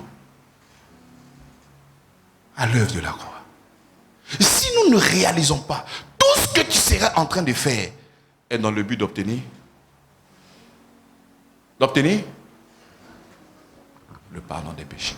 Mais est-ce que le pardon des péchés, Christ n'a pas déjà obtenu pour toi? Est-ce qu'il ne l'a pas fait? Au verset 27, qu'est-ce qu'il nous dit? Où donc est le sujet de se glorifier? Si j'ai effectivement reçu le pardon de Dieu, non pas par ma capacité. Si j'ai reçu le pardon de Dieu, non pas par mon offrande à moi. Mais comment est-ce que tu pourras te glorifier? Comment? Je vais être encore un peu plus clair pour que vous puissiez comprendre. Lorsque je produis une action, lorsque je fais des choses et que je pense que c'est ce que j'ai fait, c'est ce que j'ai donné, qui est la racine de ma bénédiction, tu peux être un orgueilleux. Voilà pourquoi tous les pasteurs connaissent la grâce. Mais lorsque tu vas entrer vraiment dans les profondeurs de la grâce, ils vont dire non, on n'est pas d'accord. En fait, la grâce est juste un maquillage. Ah, la grâce, ah, la grâce. Mais quand tu entres dans les profondeurs de la grâce, on ne peut pas être d'accord avec toi. Parce que c'est choquant. Donc, si je dois baser la source, la racine de ma bénédiction, de ce que je fais, Mais j'ai le sujet de mon orgueil, de me glorifier. Demandez toujours. Ah mon frère, mais comment est-ce que tu as fait pour avoir ça? Il te dira que c'est la grâce. Oh, mais dis-moi la vérité. Oh. Ah non, tu sais, la nuit là, il a prié nu, hein, parce que c'est quand il y a des problèmes, il faut lever le niveau. Hein. Comme si Dieu a peur de ta nudité. Tu sais, comme nous sommes des Africains. Et quand tu te mets nu, ça c'est le summum. C'est-à-dire, ça c'est... Non, j'ai prié nu, je me suis couché par terre. Donc c'est toi ta nudité, le fait de te coucher par terre, que Dieu il peut. Et vraiment là, ça devient sérieux, c'est mieux à lui donner. Hein. Faut pas qu'elle va me maudire. Toi, hey God. C'est toi, ta nudité, tes pleurs qui vont donner, qui vont obliger, qui vont contraindre Dieu à agir en ta faveur. Non, la parole est sortie, est saisie. Hein? Non, il est saisi, il est venu, il est déposé l'argent. Voilà. Le problème avec toi, c'est la réussite. Quand je dis que le problème avec toi, c'est la réussite, c'est quoi? C'est parce que Dieu, il agit même au-delà même des alliances. Dieu, il est Père avant toute chose. Avant de parler d'alliance, il est Père. Donc, il sait même que tu es en train de souffrir. Tu as peut-être des enfants qui sont innocents. Il ne faudrait pas que ton ignorance conduise ces enfants-là. Non. Donc, il arrive souvent qu'il interagit dans ta vie, même quand tu n'es pas encore son enfant. Et quand tu vois que les choses vont bien, ah non, Dieu est avec moi. Toi, tu dis quoi même? Moi, j'ai mon intimité à Dieu. Hein? La dernière fois, là, Dieu. Oui. Il ne faudrait pas prendre ça et croire que tu es dans la vérité. La vérité est liée à l'évangile. Tu peux vouloir te perdre et continuer parce que tu penses que tu as un peu de moyens, tu as un peu d'argent, tu as des contrats, tu es connu partout. Cela veut dire que tu es dans la vérité. Mais non, tu ne peux pas lier le matériel à la vérité. Non, parce que je suis à l'aise financièrement, ça veut dire que je suis dans la vérité. C'est pas vrai. Parce que lui-même, il n'est pas venu avec des fanfares modestes. Amen ou pas amen? Est-ce que tout le monde est là? Donc il dit, où est donc le sujet de se glorifier? Il est exclu. Mais pourquoi? Mais par quelle loi? Par la loi des œuvres? Non. Mais par la loi de quoi? La foi. C'est pas à cause de ce que j'ai fait. Hein. Ça répond à une loi. Si tu fais, tu as ça. Tu fais pas, tu n'as pas ça. Mais tout ce que tu vois, ça répond à une seule loi. C'est quelle loi? La loi de la foi. Et la foi dit quoi? La foi nous demande d'avoir le regard fixé sur Jésus-Christ. Parce que l'œuvre de la croix, c'est de l'œuvre de la croix que découle la puissance de Dieu. Donc je suis ce que je suis devenu, non pas à cause de ce que je fais, mais à cause de l'œuvre de la croix. Et ce que tu m'as en train de faire, je le fais non pas pour être béni, je le fais parce que je suis déjà...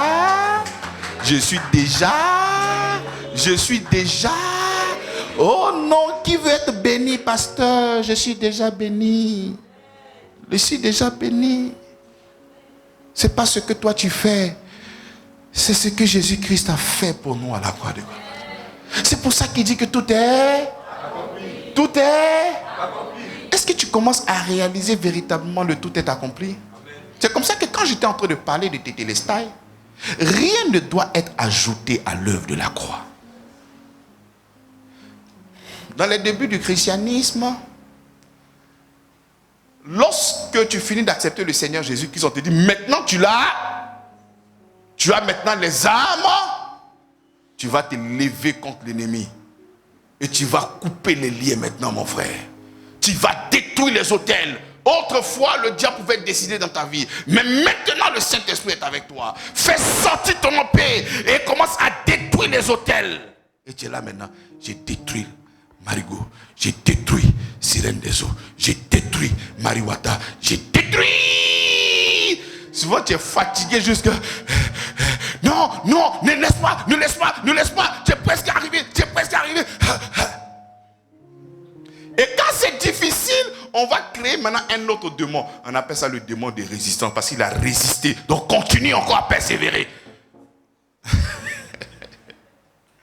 Et on te fortifie. Quand ça ne va pas, on te dit que c'est toi le pilier de ta famille. Tu portes la malédiction de tout le monde parce que tu pries beaucoup. C'est pour ça que tu es persécuté. Continue encore à prier. Et puis toi, tu marches à une grosse tête. Ah, je prends les trucs de ma famille sur moi. Un comédien. Toi, tu prends que tu de ta famille. Tu prends quelqu'un de ta famille. C'est Jésus-Christ qui a tout pris à la croix. Tu n'es pas rien de ta famille ici. C'est toi le Joseph. C'est toi le Joseph. Un jour, il y a 6 frères qui sont venus à une salle. On dit, c'est toi le Joseph de ta famille. Ils sont regardés quoi. Mais il dit, qui est Joseph en nous tous là? Et les 6 frères étaient là. On dit, c'est toi le Joseph de ta famille. Parce qu'on considère que c'est toi qui vas envoyer ce salut là à la maison. Mais les 6 sont là. Non, et tous ont saisi la parole. Et puis c'est regarde Joe. C'est qui le Joseph dans cette histoire? C'est qui vraiment le Joseph? Hein? Le Joseph de notre famille, c'est le Seigneur Jésus-Christ. C'est lui le Joseph de notre famille. Mais c'est tout à fait normal parce que nous avons le Christ. Nous apportons cette bonne nouvelle parce que nous sommes lumière et sel de quoi? Mais de la terre. C'est comme ça que nous répandons maintenant quoi? L'évangile. Donc quand autrefois, nous sommes rentrés dans le christianisme, c'est ce qu'on nous a appris. Maintenant que j'ai le Saint-Esprit, maintenant je peux couper les liens. Mais comme si mon adhésion en Christ, comme si le tout accompli en Christ était imparfait. C'est comme ça quand il parle de tétélestai. Rien ne doit être. Donc si je dois ajouter à l'œuvre de la croix, qu'est-ce que cela veut dire? Tout n'est pas encore accompli. Parce que la racine de nos problèmes, c'est le envoûtement. La racine, c'est quoi? Basse. La racine, c'est quoi? Tous les problèmes que nous avons là. La racine, c'est quoi? Donc, qu'est-ce qu'on doit régler? C'est les sous-produits, mais c'est le péché. Donc, quand le Seigneur est à la croix et il dit que tout est accompli, mais qu'est-ce qui est accompli pour toi? Mais tu deviens imbassable. On ne peut plus t'envoûter. Aucune âme forgée contre toi a de l'effet. Parce que la raison de tout ça, c'est le péché. Mais si le péché n'a pas là, mais il a détruit sa puissance. C'est comme ça qu'il dit que car la loi le péché n'aura plus de pouvoir sur toi. Mais pourquoi le péché n'aura plus de pouvoir sur moi? Mais parce qu'il a détruit. Je ne suis plus dans la loi, mais je suis dans la grâce. Je suis dans quoi? Dans le tout accompli. Dans le tout accompli. C'est pour ça que le péché n'aura plus de pouvoir sur moi. Parce que tout ce que le péché pourra créer, qui est la mort, qui est l'envoûtement, qui est la maladie, qui est tout ce que toi tu imagines là, ça n'aura pas de l'impact sur ma vie. Ça n'aura pas de l'impact. Pourquoi? Parce que Jésus-Christ est venu pour éradiquer ce péché-là. Donc lorsque tu ne comprends pas et que le pasteur te dit avec un ton solennel, les pianistes vont commencer à jouer avec un peu de batterie. Nous allons maintenant détruire les autels. Bien-aimés, nous allons rentrer dans une atmosphère où le diable sera humilié tout à l'heure. Oh, tu es en train d'ajouter à ce que Christ a fait. Tu es en train de faire quoi? C'est pas la foi que nous possédons. C'est pas la foi. La foi dit quoi? C'est lui qui appelle les choses qui n'existent point comme si elle est. Je proclame que je suis libre au nom puissant de Jésus-Christ. C'est là que sa puissance. Mais toi tu dis non, je vais me battre d'abord. On enlève Saint-Esprit. Toi tu peux t'arrêter devant le diable. Tu peux t'arrêter même devant ton ami garçon même pour dire que tu as été devant le diable. Mais comment est-ce que un diable qui est esprit, tu viens avec un mortier à l'église pour le piler? On doit comprendre que ce n'est pas une question. C'est comme un envoûtement. Parce que quelqu'un qui est intelligent ne peut jamais faire ça. Il faut comprendre qu'il y a beaucoup de personnes qui sont envoûtées dans les temples. C'est comme ça que tu as beau faire, c'est compliqué. Il faut beaucoup prier pour les personnes que tu invites. On te dit que le diable est... Tu viens prendre pilon et un mortier, pourquoi? Pour les piler. Mais tu piles quoi? Tu piles quoi? Bon, allons-y tout doucement. Tu dis que l'œuvre de la croix, elle est imparfaite. Ok. Tu dis l'œuvre de la croix, elle est incomplète. Ok, je suis d'accord. Maintenant, quelles sont toi tes œuvres pour compléter l'œuvre de la croix? Je suis fâché, trop c'est trop. Ce soir, nous allons venir avec le balai. Et nous allons balayer le diable.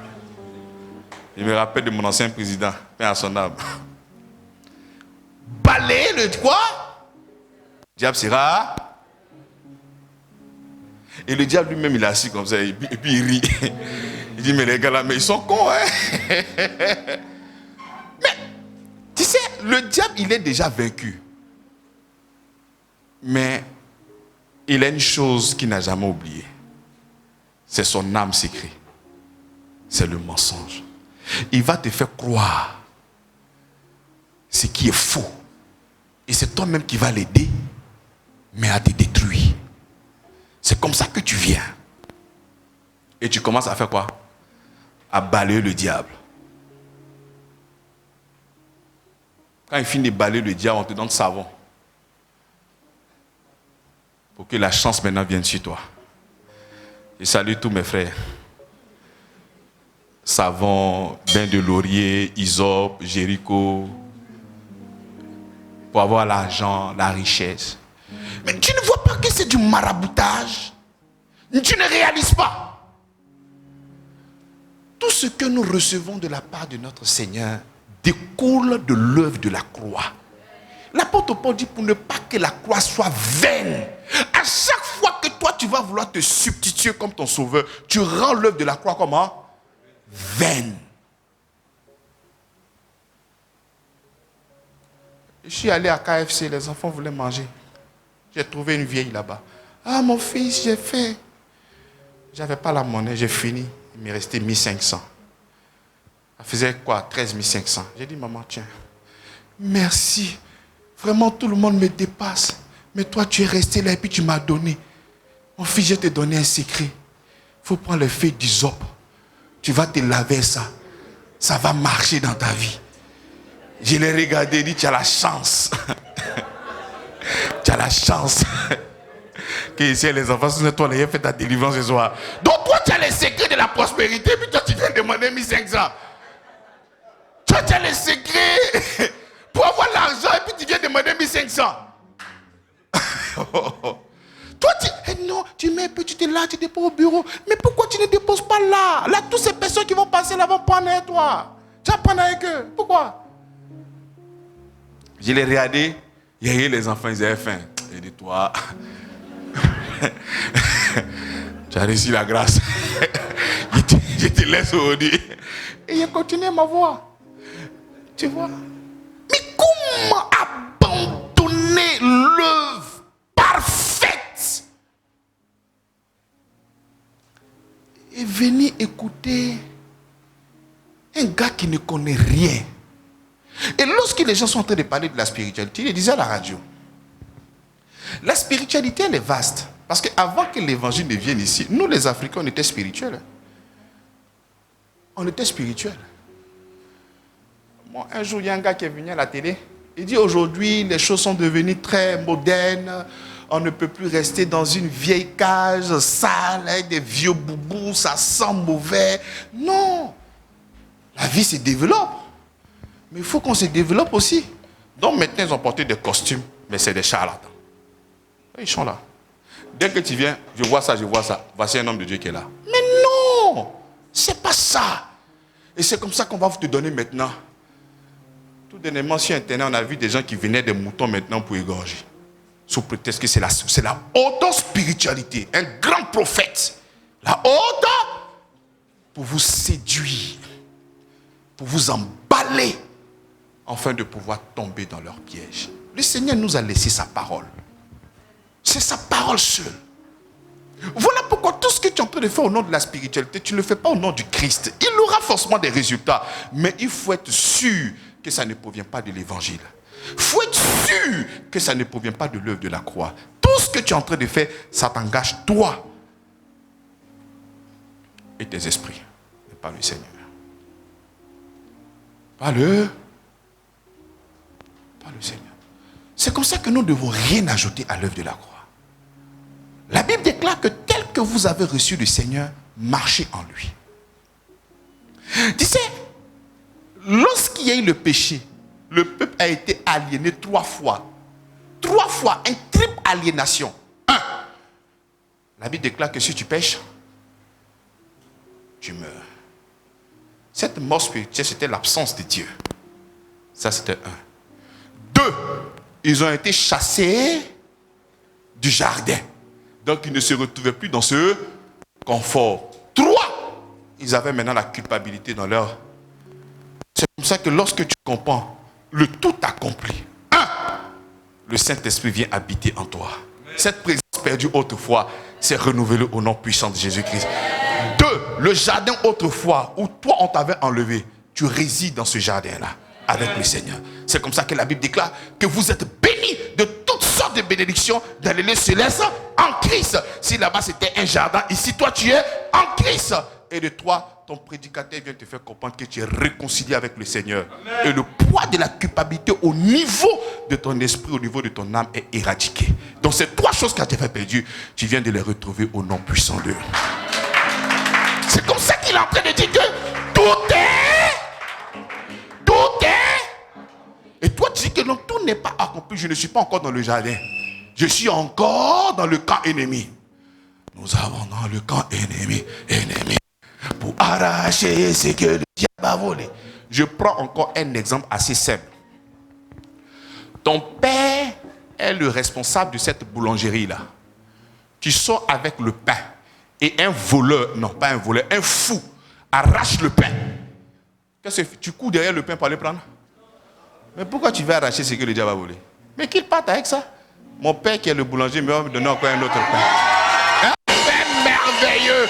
Arracher. Tu vas arracher quoi? Celui qui produit s'appelle. Il est le créateur du ciel et de la. Pas avec. Peut-être ce que tu as pris là, c'était bombe. Il y a une meilleure qualité là qui est en train de venir. Pas avec. Ce qui est meilleur est là-bas. Il dit la gloire de la seconde maison. La gloire de la seconde maison. Oh, mais je parle à qui même? Oh là! La gloire de la seconde maison. On va arracher. Souvent, maintenant, quand tu vas arracher, tu te rappelles que le gars a été frappé à la maison. Tu dis non, j'arrache tout, mais pour lui, il n'a qu'à rester là-bas. Mais pourquoi tu n'as qu'à rester là? Il faut l'arracher aussi. Non, bien-aimé. On n'a pas besoin d'ajouter quelque chose à l'œuvre de la croix. C'est total, c'est parfait. Il a tout mis là-dedans. Voilà pourquoi, Colossiens chapitre 1, le verset 12. Il dit, rendez gloire au Père, qui nous a rendus capables d'avoir part à l'héritage des saints. Lorsque Adam et Ève étaient dans le jardin, ils étaient dans un héritage. Et ils sont sortis à cause du péché. Donc dehors dans le désert. Mais il dit, rendez grâce au Père qui nous a rendus capables d'avoir part à l'héritage. Donc quand nous sommes saints, nous avons un qui nous a débarrassés de la puissance des ténèbres. Et il nous a transférés. Il nous a envoyés. Il nous a catapultés dans le royaume de son fils d'amour. Là où toi tu te trouves, tu es dans un royaume. Et dans ce royaume-là, il n'y a pas d'envoûtement. Dans ce royaume-là, il n'y a pas de malédiction. Dans ce royaume-là, il n'y a pas tous ces genres de choses-là. Toi, il faut être conscient que tu es dans un royaume et le Père de ce royaume-là s'appelle Jésus-Christ. Voilà pourquoi la Bible déclare que ma vie est cachée en Christ. Parce que je suis maintenant dans un royaume. Pour que tu puisses me vaincre, il faut vaincre mon royaume. Royaume est si grand et beau, ton nom est le Dieu Tout-Puissant. Tu finis de chanter ça et puis tu as un lieu le Satan. Le Satan n'a plus de contact avec toi. Il ne te voit plus. Vous n'êtes plus camarades. Il faut commencer à concentrer tes forces afin de pouvoir gagner les âmes. C'est tout. Voilà pourquoi ta vie chrétienne, c'est combat, demande. tes affaires n'ont qu'à marcher. Toi, tu n'es pas un serviteur. Tu n'es rien. Le serviteur vient annoncer le Christ. Viens annoncer l'évangile. Combien de fois des personnes sont envoûtées? Toi, tu es dans ce pays-là. Et il y a quelqu'un qu'on appelle Jésus Baoulé. Tu as dit, Jésus est là. Et puis ça ne te fait rien, ça ne te fait pas mal au cœur. Ça ne crée pas en toi la révolte de pouvoir faire la promotion de Christ, afin de pouvoir délivrer ces personnes-là. Mais toi, tu es là et puis tu dis, hey. Tu n'as pas honte. Tu ris. Tu dois avoir honte. Toi, tu es sur la terre, tu es enfant de Dieu. Et tu laisses ces gens de choses-là prospérer près de toi. Tu vois combien de fois ton frère, ta soeur dans cette difficulté-là est incapable de lui annoncer l'évangile. Souvent même, tu te caches même pour aller à l'église. Il ne faut pas que quelqu'un vienne t'accompagner. Et tu es heureux. Mais d'où tu es heureux comment même? Comment est-ce que tu es heureux? Ça ne te dit absolument rien. Alors que c'est l'autre, c'est la grande commission que le Seigneur nous a donnée. Je ne dis même pas la grande commission, c'est la commission. Je ne veux même pas mettre quelque chose à côté. On doit l'annoncer l'évangile. Ce n'est pas autre chose. Lorsque tu finis de faire comprendre, mais c'est comme ça que lorsque nous avons lu 2 Corinthiens chapitre 5 à partir du verset 19, il dit c'est comme ça que nous avons le ministère de la... Le ministère de quoi? De la réconciliation. Parce que nous sommes là maintenant pour réconcilier notre Seigneur. Donc, bien aimés dans la foi, nous ne devons pas rester dans cette manière de faire. Nous devons réaliser véritablement que Jésus-Christ est notre propitiatoire. Lorsque nous sommes en train de parler de propitiatoire, qu'est-ce que nous sommes en train de dire? La colère de Dieu devait s'abattre sur l'agneau. La colère de Dieu devait s'abattre. Et c'est comme ça que Jésus-Christ est l'agneau immolé. Et à cause de ce sacrifice-là, il n'y a plus de conflit qui existe entre toi et Dieu. Dieu ne peut plus être en conflit avec toi. Écoute-moi bien. Ton ami peut être fâché contre toi. Ta soeur peut être fâchée contre toi. Mais c'est une personne qui ne pourra jamais fâcher contre toi. C'est notre Seigneur. Il n'y a pas de raison qu'il te condamne. Mais pourquoi Christ est mort? Pourquoi? Pose-toi la question, pourquoi? Toi, tu as ton voisin en face de toi. Tu dis, mon voisin, là, il me plaît tellement. Je ne veux pas qu'il y ait de combat entre lui et moi. Donc, pour ça, je sacrifie mon enfant. Tu finis de sacrifier ton enfant, ton voisin, ça, il ne te salue pas. Tu dis, ah bon? Peut-être qu'il ne me salue pas, il papille et toi. C'est qui tu n'as pas respecté? Il n'y a pas de raison que le Seigneur puisse t'en vouloir. Parce qu'il a payé le prix pour toi. Quand il dit tout accompli pour ta délivrance.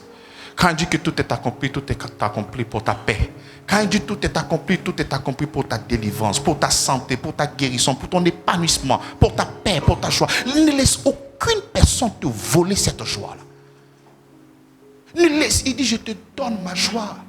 Je te donne ma paix, je te laisse ma paix. Ne laisse aucune personne te voler cette paix. Christ a souffert pour produire cette paix pour toi. Ne laisse aucune chose te voler cette paix. Aucune chose. Parce que ce que Christ a fait pour toi est tellement grand, que tu ne peux pas blaguer avec ça. Et laisser des situations malencontreuses te ravir cette paix, te ravir cette joie. Non. On va se lever pour prier.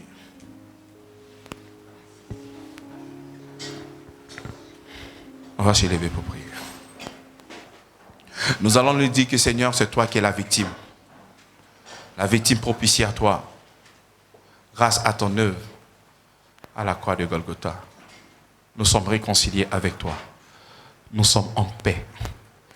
Il n'y a plus de conflit qui existe entre Dieu et toi.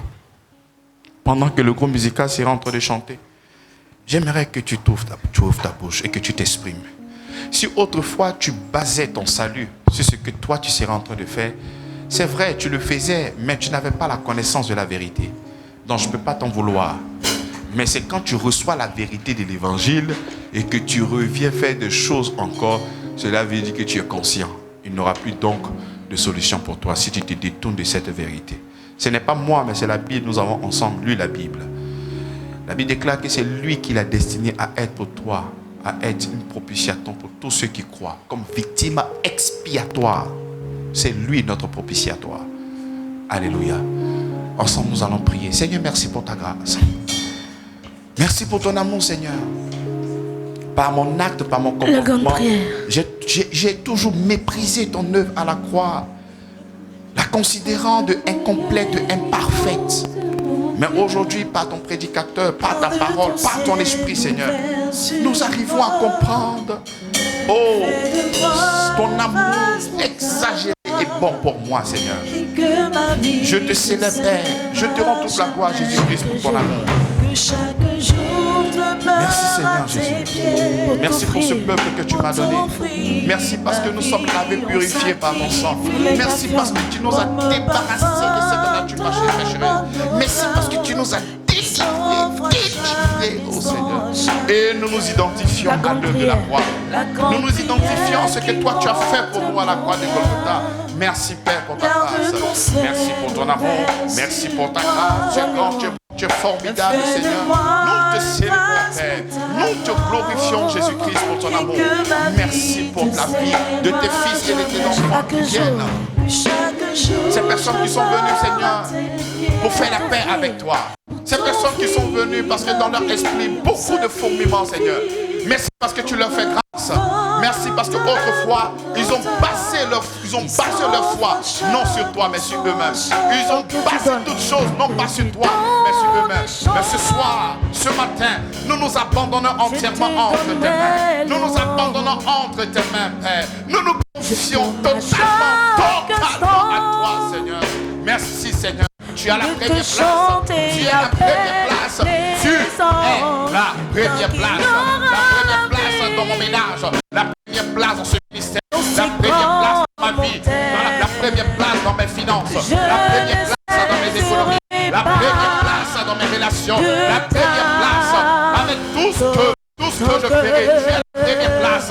Je te donne la primauté. Merci Jésus-Christ. Oh, tu es bon, papa. Tu es bon, tu es merveilleux. C'est merveilleux, grâce et grâce. Oh, grâce et grâce est entre tes mains.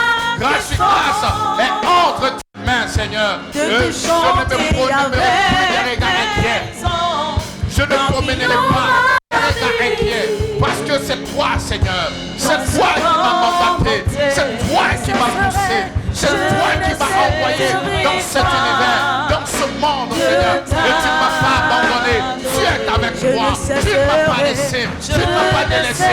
Tu es avec moi. Tu m'orientes et tu me montres le chemin à suivre. J'aimerais ce soir compter sur toi, compter sur ton œuvre. Parce qu'effectivement, tout